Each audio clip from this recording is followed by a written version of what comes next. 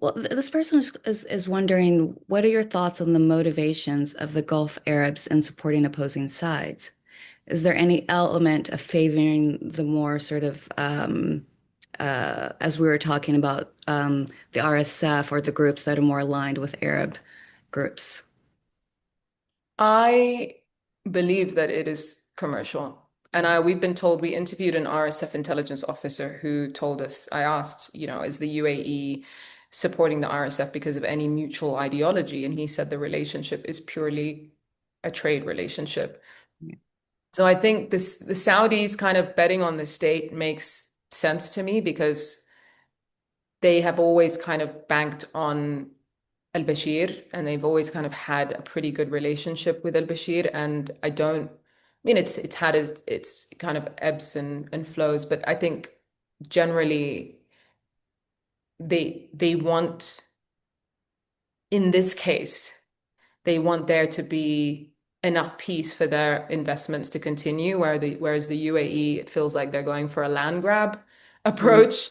And Mm-hmm. they're doing that in the DRC, they're doing that in Libya, they're doing that where they're basically kind of backing separatist military guys who then can kind of funnel resources to them.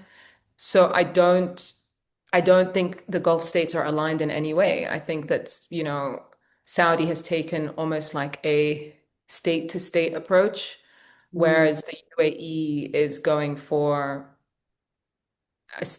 like a non-state actor that essentially is creating a pseudo state.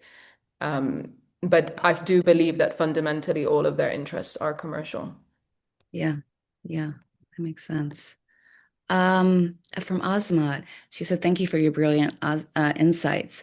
What advice do you have for students and younger reporters who are earlier in their journeys covering conflict with the rigor, compassion, and ethics that you do?"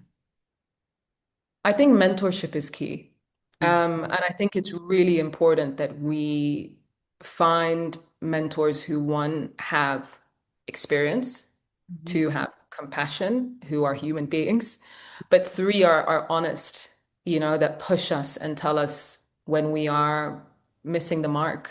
Um, I think what's so interesting about like the arrogance of youth, or like the ignorance that we have that we hopefully shed as we get older is that you don't actually know you're blind, right? You don't Right. know what you can't see. And so I think it's really important to just have to like for young people to lean into um, a generation who has been through their own, crises and have seen some of the original roots of the problems that we're seeing now. And I think especially when it comes to neutrality and ethics, I think it's very easy for us uh, to become activists in this kind of social media age. And I think that for me, I really have to rein that in. And I was lucky when I was at Channel 4 News, where my editor, the foreign editor, Lilian Landor, was very, very good with telling me, stop using hashtags online, you're not an activist. And I'm like, but the revolution.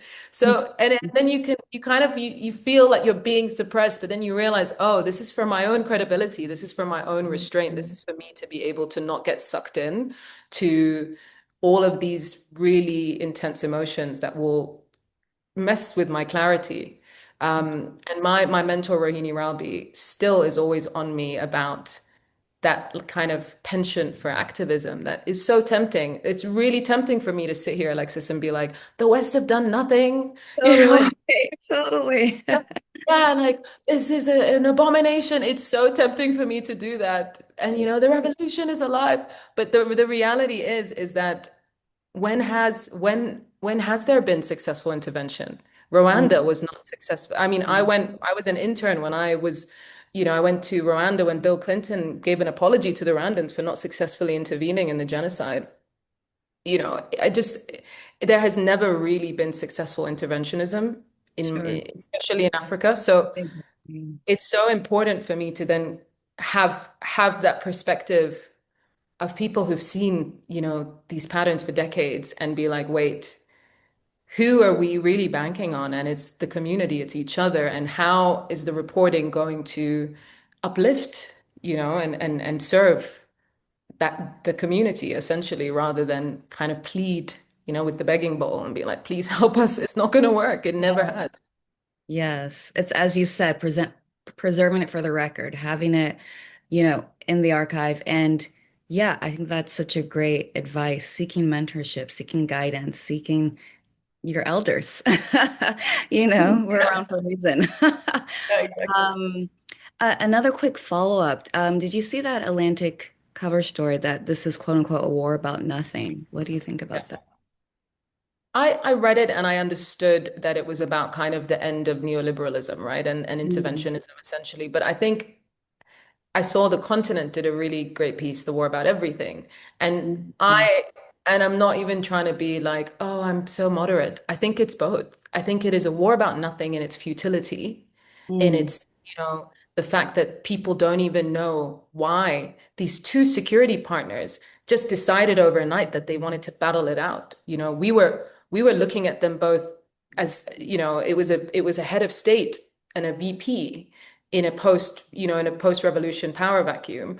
And overnight, it almost felt like they had a falling out, but it was really because it was a consolidation of power. So there is that war about nothing, even on a domestic level, of like, what is the point of this?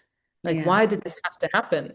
But then it's a war about everything because it's everyone wants a piece of the pie. So many people are scrambling. It is a scramble for Sudan right now in a really scary way. I don't know if you saw Russia is finally, finalizing the Red Sea naval base deal okay. with the Sudanese army for fighter jets. That deal is from 2017 with Omar al-Bashir.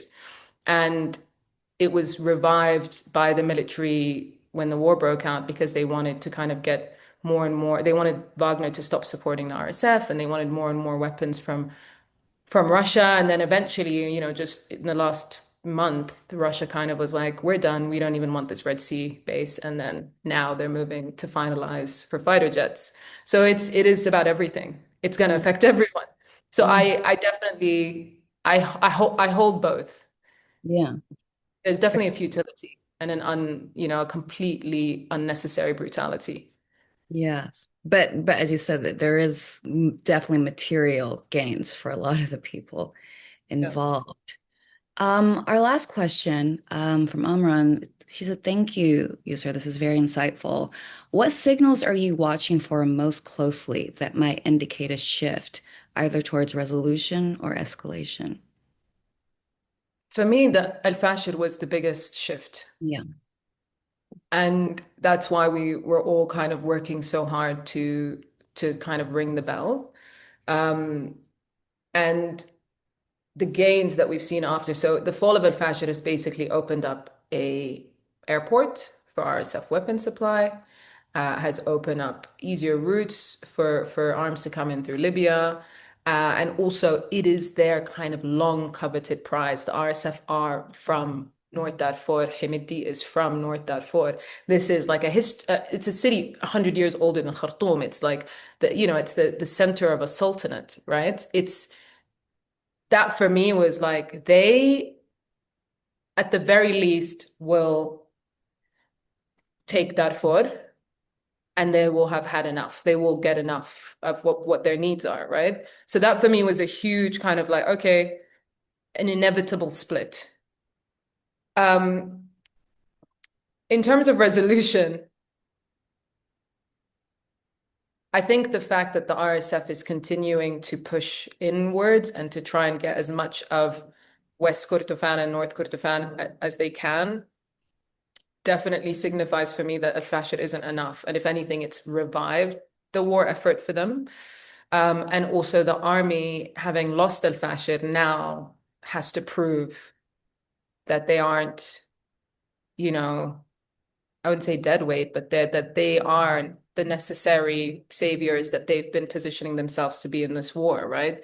When we actually, our own reporting revealed that senior commanders abandoned command, including the governor of North Darfur, and left civilians and junior officers to their fate in the early hours before the garrison fell. So there's a lot for the army now to prove. So in terms of resolution, I think the one thing that will ever make me believe in a ceasefire or resolution is if the guns stop.